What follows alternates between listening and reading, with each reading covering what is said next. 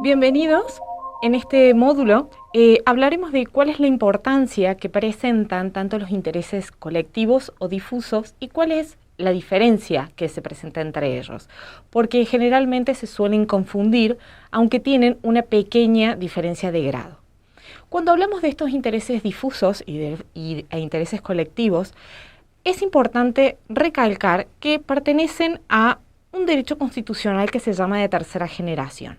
Esto es así porque, como ustedes pueden ver en el cuadro, nosotros tenemos como el origen de estas 3 generaciones de derechos a nuestra Constitución Nacional, donde se consagran distintas categorías de derechos humanos. Como ustedes pueden ver, la primera generación de derechos es todos aquellos relacionados con los derechos civiles, el derecho a la libertad, a la propiedad privada, es decir, todo lo que hace en torno a la persona en sí. Son derechos que se caratulan como de primera generación o derechos subjetivos, que hacen a la persona.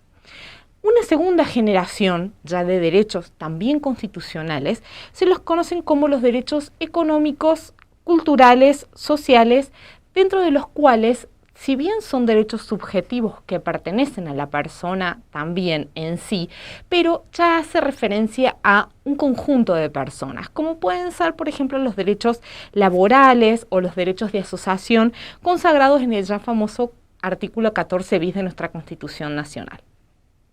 Posteriormente, con la evolución no solamente industrial, sino también de nuestro derecho, han surgido a través y dentro de un marco internacional los derechos de tercera generación. Los derechos de tercera generación son justamente los derechos colectivos consagrados en el artículo 41 y 43 de nuestra Constitución. Este derecho colectivo o interés colectivo, ¿sí?, es justamente el derecho que consagra el artículo antes mencionado a gozar de un ambiente sano y equilibrado.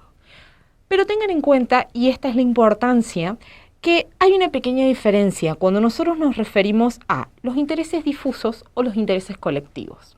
Cuando hablamos de intereses difusos, son aquellos intereses que están protegidos por una norma, llámese la misma Constitución o alguna ley o alguna norma en particular de alguna provincia, que si bien afectan directamente al individuo como persona, pero lo hacen en un marco de una colectividad, es decir, de un conjunto, ¿sí? Tienen un carácter que no excluyente. Por ejemplo, si ustedes están en su provincia o en su localidad donde residen y existe una contaminación de un río, se les está afectando un derecho difuso. Su derecho, o sea, el de toda la comunidad, el de toda la sociedad, e incluso puede ser, supónganse que están en una localidad pequeña del interior de Córdoba, podemos mencionar que no solamente ustedes tienen un interés difuso en la protección de ese río, sino que también todos los habitantes de la provincia de Córdoba poseen un interés sobre la no contaminación, sobre la protección de ese río. Eso sería un interés difuso porque no se puede determinar el número total de personas que tienen un interés legítimo consagrado por la Constitución en la protección de ese bien ambiental. Distinto es, como ustedes pueden ver, lo que llamamos los intereses colectivos. Los intereses colectivos, si bien pertenecen también a la misma rama de los difusos, pero aquí viene la diferencia, que los colectivos, la cantidad de gente que puede verse alterada o puede ser vulnerada por el derecho a gozar de un ambiente sano, sí está determinado. Es decir, por ejemplo, retomando el mismo ejemplo de antes, podemos decir que un interés colectivo serían los habitantes de X localidad en la no contaminación o en la protección de tal río. Es decir, retomando y para sintetizar, la diferencia entre los intereses difusos y colectivos está en que en los intereses difusos no se puede determinar la cantidad de gente o personas que están afectadas por este derecho, mientras que los colectivos sí, se circunscribe simplemente a un número determinado, a un claustro de personas. Esa es la diferencia fundamental.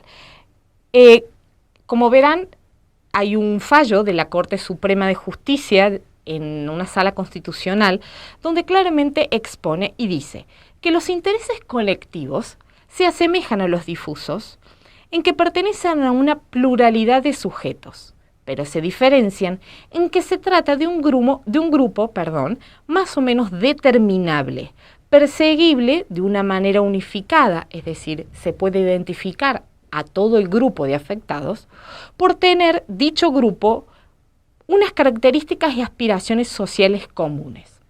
Creo que con esta sentencia de la Corte Suprema del año 2001 ha quedado establecido y bien claro cuál es la diferencia que poseen estos tipos de intereses, más allá de tener el mismo origen o raigambre constitucional como es el artículo 43. Muchas gracias.